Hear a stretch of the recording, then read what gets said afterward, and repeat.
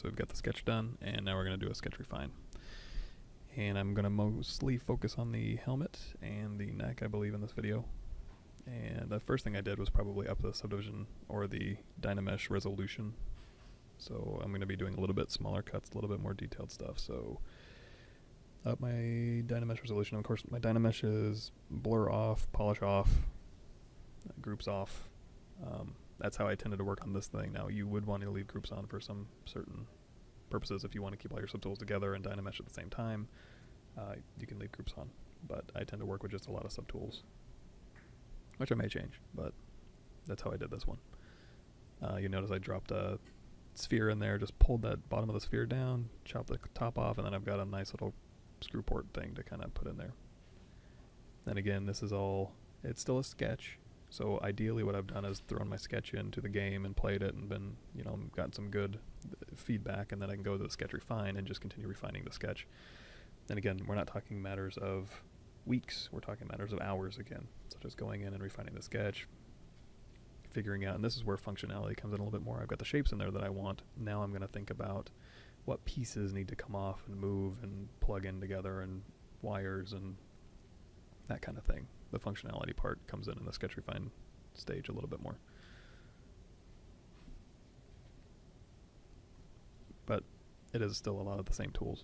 So H-polish, standard brush with a high Z intensity, or dam standard if you want to use that. Both of them are fine.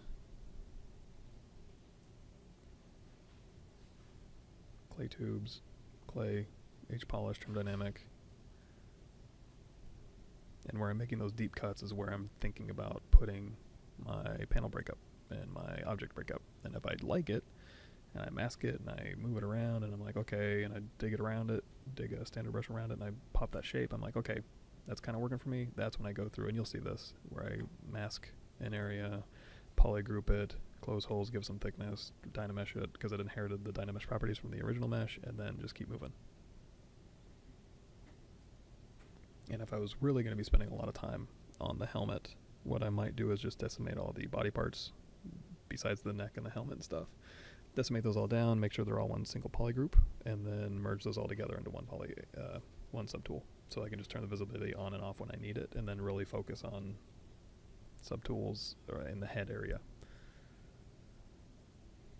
And like this piece right here, I could have, gone into another file, Z-modeled this beautiful little turn handle military aviation helmet thing, and then brought it back in as a custom insert brush and dropped it in. But right now it's just, I want to see what it's going to look like there. Right now it kind of looks like a flower in her hair, which I'm not sure if I like or not. But I get the idea in there. It's not about, oh, let me make a perfect little handle and then put it in and go, I don't really like that. So don't waste your time yet, unless you have something free. If it's already built, use that by all means. You can only make good decisions based on the more final the meshes you're using are, for sure. But if you don't, just munge it in there real quick and make your decisions based on that, obviously.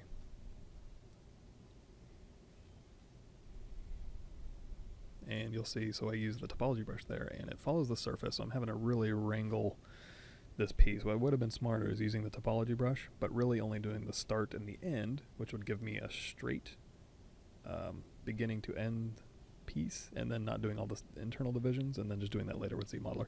This might have been before Z-Modeler. I can't see the version of ZBrush I'm using, but that's something to keep in mind. But yeah, if you're using topology brush, do the start and the end, and then just subdivide it later using slice curve or the topology insert edge loop. This one I'm using Z-spheres to kind of avoid, I did the beginning, and then when it touched the chin, and then it touched the jaw, and then I put the divisions in there later, so I don't have to go and wrangle the mesh where it's snapped to the surface below. And I'm also not using, for kind of the same reason, I'm not using the strap insert curve brush on any of these straps. It's just faster and easier for me just to draw the topology out and make a strap than it is for me to wrangle around those curves sometimes just to make a simple strap. But, use what works for you. You can do strap, you can turn on as line in the stroke menu options, and it'll go from one point to one point, and, that might work for you.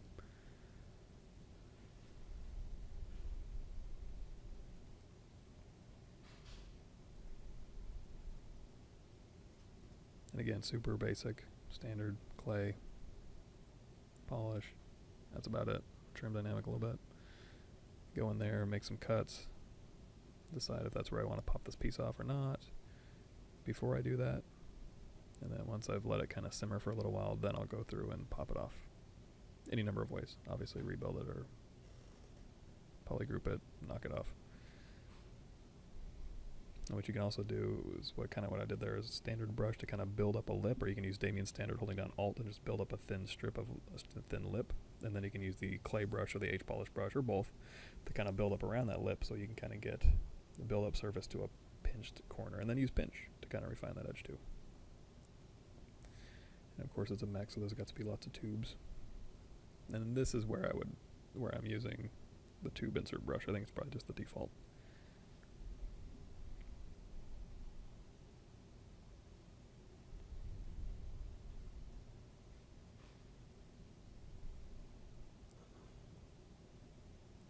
And this is where I'm going to take the shoulder pad, mask it all off, polygroup it, close holes, give it some thickness, and just continue sketch refining. You know, I didn't need to go in there, and same thing for the chest, same thing for the back. I'm just dividing this piece up into a little bit more granular pieces as I go.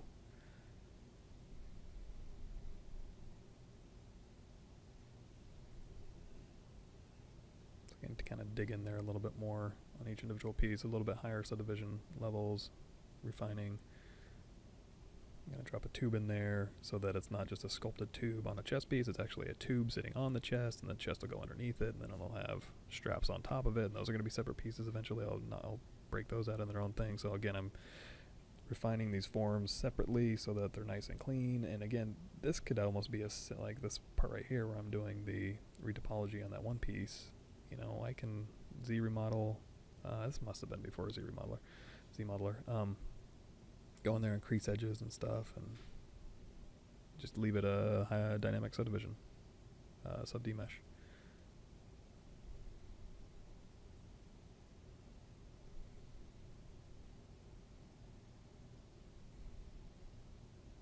And of course, I can clean up the chest underneath where the tube is now, because that, you know, those are separate pieces now.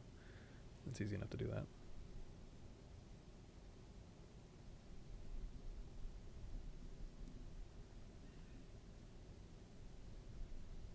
And if you're getting those little crusty, thin hole meshes when you're doing close holes and dynameshing and stuff, you can just go through and inflate those. You can go through and clip those down. You can go through and trim those out. You can go through and do lasso visibility and delete hidden. Any number of ways to get rid of those things. Usually I just inflate and redynamesh and smooth, but depending on the severity of the issue, you can also go into your smooth brush options, and I think under the brush options at the very bottom there's a smooth menu, like smooth brush options, and then you can go in there and you can, I think there's like a max verts per, and you can drop that down to 1, and that'll help get rid of those long pinpoints that tend to happen. Yeah, I'm just giving some housing for some straps I'm going to do. So I'll draw those on.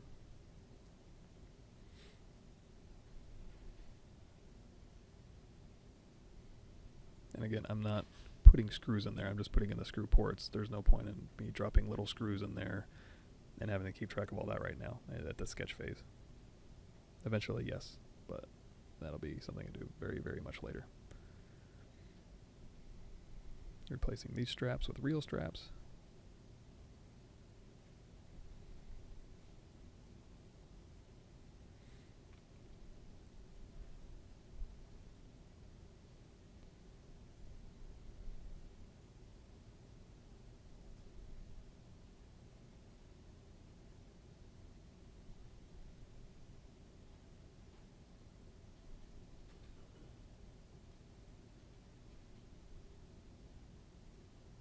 Just kind of looking and evaluating and making sure everything's working, not getting caught up. And again, you know, like I said, I might spend a lot of time on the helmet, but the only way I'd want to spend a lot of time on the helmet is if I knew everything was working together. So you kind of want everything visible as much as you can so you can make good decisions based on everything together, not just the ears on your character and then show everything and realize you've been polishing a turd up in the ear area. Kind of working around the mesh and bringing everything up. So I thought I'd be mostly working on the helmet, but looks like I'm kind of going over the whole body, chest and front and back and breaking up the legs a little bit. I don't think I go down to the shoes in this thing, but... And these are just shapes, you know, refining what's going on back here. And again, this would be the point, like back here, where I'd be like, what are these things really? And I don't think I ever actually answered that question. So I'm not totally happy with what's going on back there, but I don't know.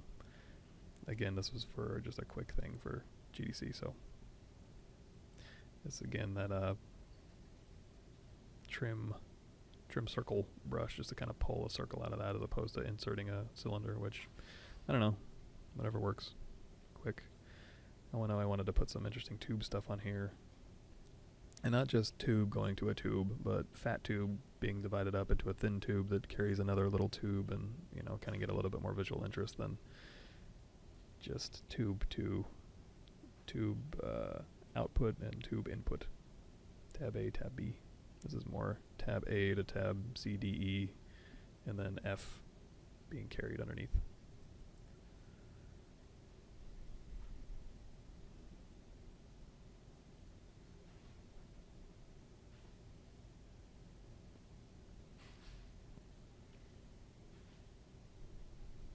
And even watching this now, I might, when I'm sketching, go ahead and do the dynamesh a little bit higher, whatever I can stomach, have the highest resolution dynamesh as I can, because I almost always regret having such low res detail-y stuff when it could be like, you know what, this could almost be a sketch refine already if I'd only used a slightly higher dynamesh resolution. So I'm kind of going back and forth on that right now. How high of a resolution I want while I'm refining and sketching. And of course, lo-fi antenna for high-tech lo-fi communication, bunny ears, but just something to break up the back a little bit.